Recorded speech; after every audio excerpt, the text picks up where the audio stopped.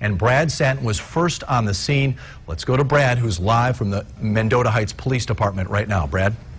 Bill, certainly a sad day for law enforcement. I got to tell you, been here for about 4 hours now, have very few specifics of exactly what happened. We know there was supposed to be a news conference a couple hours ago at the scene, just a few miles from here. It was moved here to Mendota Heights, the city hall. They're telling us around 5 o'clock, they're going to have details, telling us a little while ago, it'll become clear why there's been a delay in information. We don't know why right now as they continue to gather more information. Again, we're thinking that news conference will get started around 5. But in the meantime, let us take you to the scene from a short time ago, the area we're talking about, Dodd Road and Smith Avenue. Witnesses say, a lot of them we talked to, they heard 3 shots. This was during the noon hour, what was by all accounts a routine traffic stop. A green Pontiac Grand Prix was pulled over by an officer. The officer apparently shot in the head. Now, varying accounts of the driver at this point. One witness says they saw a driver maybe in his 20s, someone else saying more like his 30s, and somebody reported, as you're going to hear, that they took off throwing things out of the car after this scene. The officer was found in a pool of blood right by his patrol car. Neighbors, of course, immediately called 911. We did talk to a woman who saw that officer and another who was almost hit in her car by the suspect's car. I got about 2 blocks down the street right here, and a car was coming straight at me, straight, you know, in my lane, and I couldn't turn out of the lane. It was a teal green color Pontiac Grand Am. Kid was, I don't know, 20, 30 years old. The driver? The driver. Okay. Sandy blonde hair, was tossing something out of his car. Didn't know if it was drugs or whatnot. And so I drove up there, and then I saw him laying in the street, and the kid across the street came over from the auto body place and told me that he heard 3 shots fired. He wasn't moving at all, and so I'm assuming the worst and hoping for the best.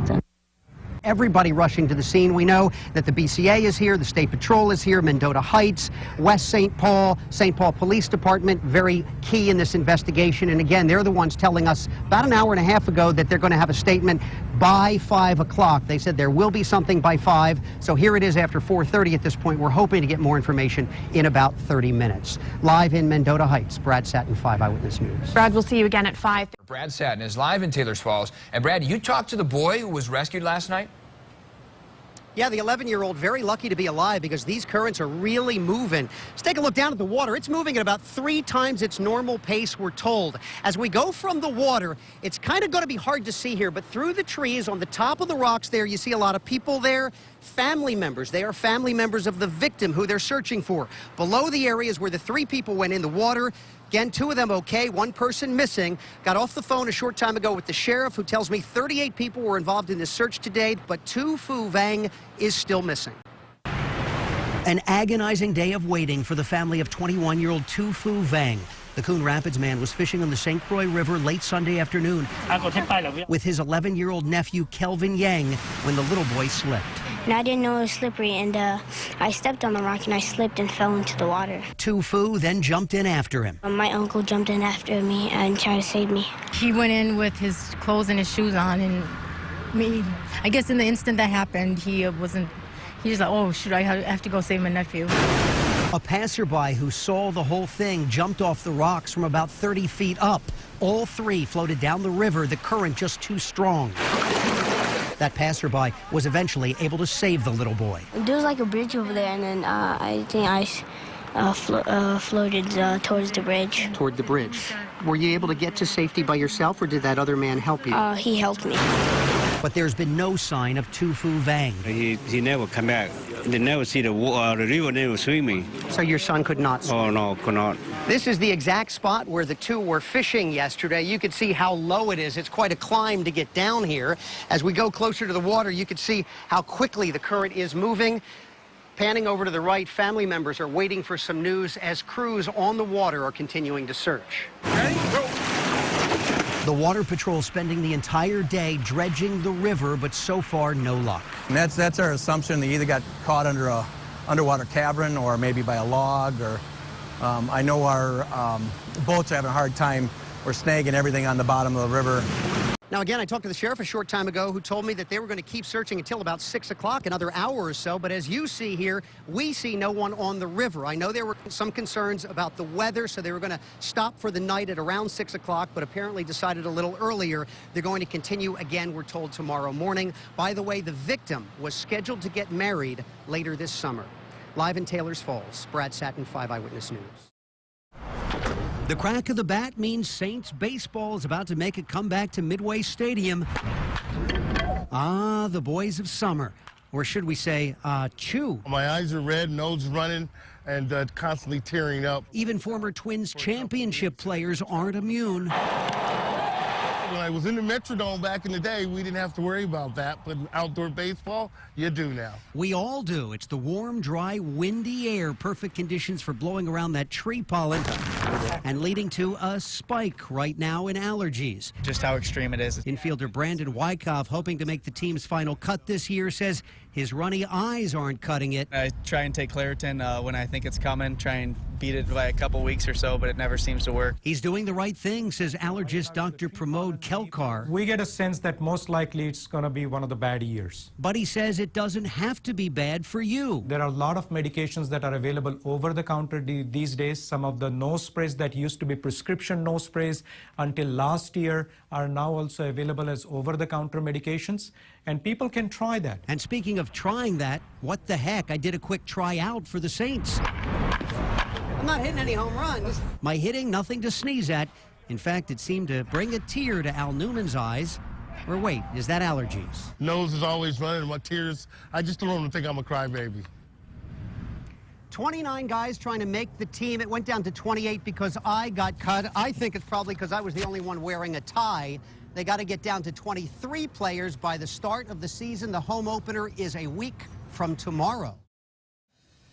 Guys, I got to tell you, I'm not much of a basketball player here. That half-court shot that Amir made, I could have never made it.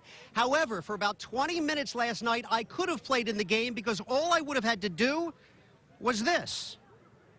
It's a field goal.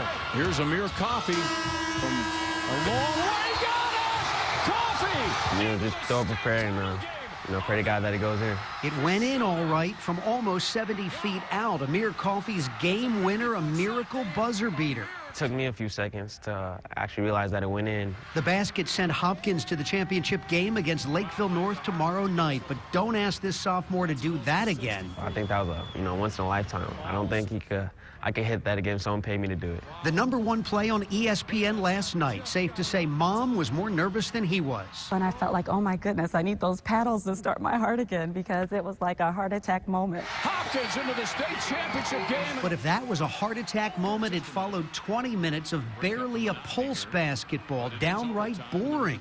We might have a riot here from the fans. And does this generate talk next year of instituting a shot clock in high school? With no shot clock in the high school league, Hopkins through 4 overtimes mostly just held the ball, opting to let the clock wind down to take a final shot for a win. Boring for fans, yes, but Hopkins' coach defends it, saying he'd do it again. Within the rules, within the strategy, I think we did what we should do. I mean, why miss it, then let them hold it for 50 seconds or 2 minutes, which they would have done. Now, you might be surprised to hear that Hopkins' coach is in favor of a shot clock. So are some league officials. So could things be changing maybe for next year? We'll investigate that tonight at 6. Live at Target Center, Brad Sattin, 5 Eyewitness News. Sounds harmless enough, printing a coupon online, entering a contest, even buying a box of cereal, but maybe it's not.